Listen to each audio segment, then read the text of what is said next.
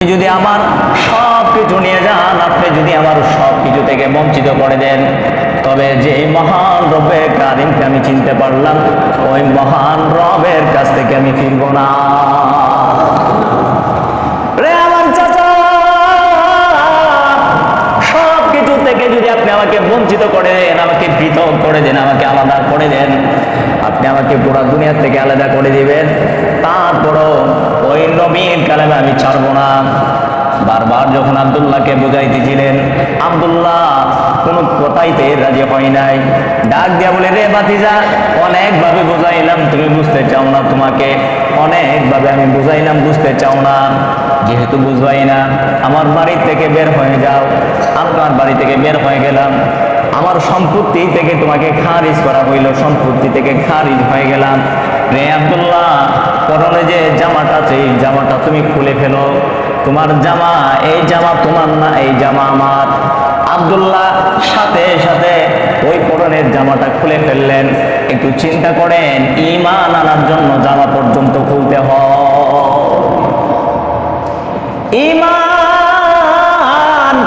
ঈমান আনার জন্য জামা পর্যন্ত খুলতে হয়। আজকে আমি ঈমান আনার জন্য জামা খুলতে হয় নাই রে, কষ্ট করতে হয় নাই, দুঃখ করতে হয় নাই, কিন্তু সাহাবা একরাম কিন্তু জামা পর্যন্ত খুলে দেওয়া হয়েছিল। আব্দুল্লাহকে যখন বিবস্ত্র অবস্থায় যখন এইরকম ভাবে যখন ছেড়ে দিলেন, আব্দুল্লাহ আমার নবীর রওজা, নবীর হুজরা মুবারকে গিয়ে বললেন, নবী গো, আপনার কালেমা আমি গ্রহণ করার জন্য আমার চাচা আমাকে বাড়ি থেকে বের করে দিয়েছে, আমাকে সম্পত্তি থেকে বঞ্চিত করে দিয়েছে, এমনকি আমাকে উলঙ্গ পর্যন্ত করে দিয়েছে। ও চাচা, আমাকে বাড়ি থেকে বের করে দিয়েছে, আমাকে উলঙ্গ করে দিয়েছে, আমার সম্পত্তি থেকে বঞ্চিত করে দিয়েছে। ডাক দিয়া বলে, রে আব্দুল্লাহ, তুমি সব কিছু থেকে বঞ্চিত হইতে পারো, তুমি জেনে রাখো রে আব্দুল্লাহ, তোমাকে সব কিছু থেকে বঞ্চিত করে দিয়েছে। তুমি জেনে রাখো, আমার রব্বে কারীম তোমাকে তোমার জন্য আমার রব্বে কারীম জান্নাত তৈরি করে রাখছে। আব্দুল্লাহর জন্য আমার নবী দোয়া করলেন, ও মালিক, আমার আব্দুল্লাহকে কাফেরদের হাতের রক্ত মাংসগুলা আমার আব্দুল্লাহর রক্ত মাংসগুলা কাফেরদের হাতে ছোঁয়েন না। ডাক দিয়ে বলে, নবী গো, এই দোয়া কি জন্য আপনি করলেন? এই দোয়া তো আমি করতে চাই নাই, কারণ আমি চাইলাম, নবী গো, ইসলাম ধর্ম গ্রহণ করলাম, কারণ আমি চাইলাম শহীদ হতে চাই। আমার হাত কাটা হোক, আমার কান কাটা হোক, আমার পা কাটা হোক, কারণ কিয়ামতের মাঠে আমি শহীদের মর্যাদা লাভ করব। আমি কিয়ামতের মাঠে শহীদের মর্যাদা লাভ করতে চাই। কিয়ামতের মাঠে যখন আমার রব্বে কারীমের সামনে আমি শহীদ অবস্থায় দাঁড়াবো, আমার হাত কাটা অবস্থায় দাঁড়াবো, আমার রব্বে কারীম যখন আমাকে প্রশ্ন করবে, রে আব্দুল্লাহ, কি জন্য তোমার হাত কাটা, কি জন্য তোমার পা কাটা, কি জন্য তোমার কান কাটা, আমার রব্বে কারীমের কাছে বলবো, আমি ইসলামের জন্য পা কেটেছি। এইরকম ভাবে যখন আব্দুল্লাহ আমার নবীর কাছে আরজি করলেন, আমার নবী ডাক দিয়ে বলে, রে আব্দুল্লাহ, যদিও তুমি শহীদ না হও, তোমার শহীদের তামান্না যদি দিলের মধ্যে থাকে, রে আমার রব্বে কারীম শহীদের মর্যাদা তোমাকে দিবে। রে আব্দুল্লাহ, তোমার দিলের মধ্যে যদি শহীদের তামান্না থাকে, তুমি যদি শহীদ নাও হও, তারপরও শহীদের মর্যাদা আমার রব্বে কারীম তোমাকে দিবে। কয়েকদিন পরে আব্দুল্লাহ জিহাদের ময়দান থেকে যখন বাড়িতে ফিরছিলেন, আব্দুল্লাহ অসুস্থ হয়ে গেছে। আব্দুল্লাহ অসুস্থ হয়ে যাওয়ার পরে আব্দুল্লাহ ইন্তিকাল করে ফেলে, আব্দুল্লাহ দুনিয়া থেকে চিরবিদায় হয়ে যায়।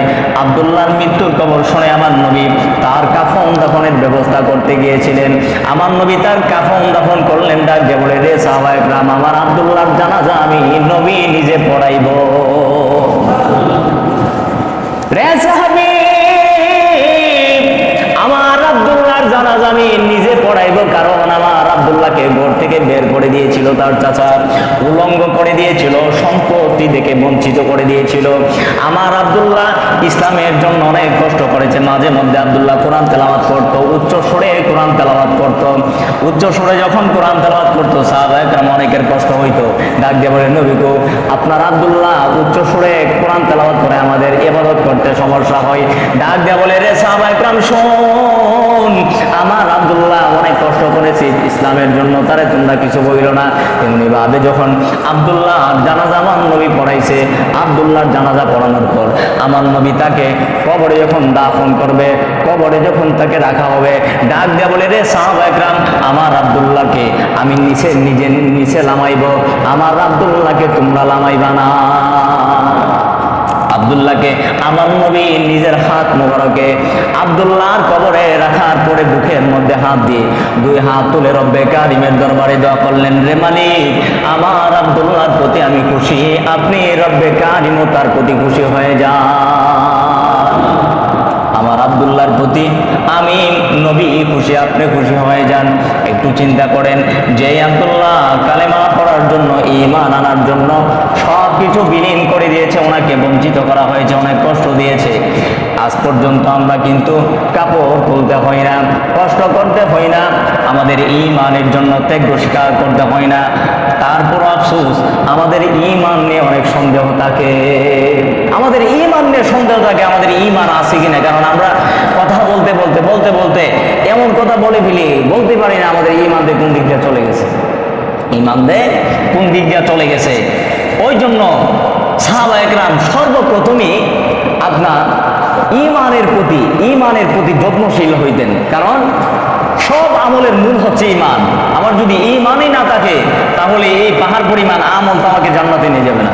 যাই হোক, আল্লাহ পাক আমাদেরকে সঠিক বুঝ দান করুক। সর্বোপরি আমরা বন্যার্ত মানুষদের সামনে পাশে আমরা যতটুকু পারি, আমরা যেভাবে পারি ওই রকমভাবে দাঁড়াবো। যেহেতু আমাদের কিছু করার নাই, যাদের সমর্থ আছে আমরা সশরীরে যাব, যারা যাইতে পারবো না, আমরা কোনো ভাই যদি যা তাকে টাকা দিয়ে দিব, 10 টাকা, 20 টাকা, 50 টাকা, যে যতটুকু সমর্থ আছে আমরা তাদের পাশে দাঁড়ানোর চেষ্টা করব। যাই হোক, আল্লাহ পাক আমাদেরকে সঠিক বুঝ দান করুক। সকলে আবার বলেন আমিন। যারা চাঁদা কাপড় জমা আদায় করে নিয়ে পড়ে ফেলেন।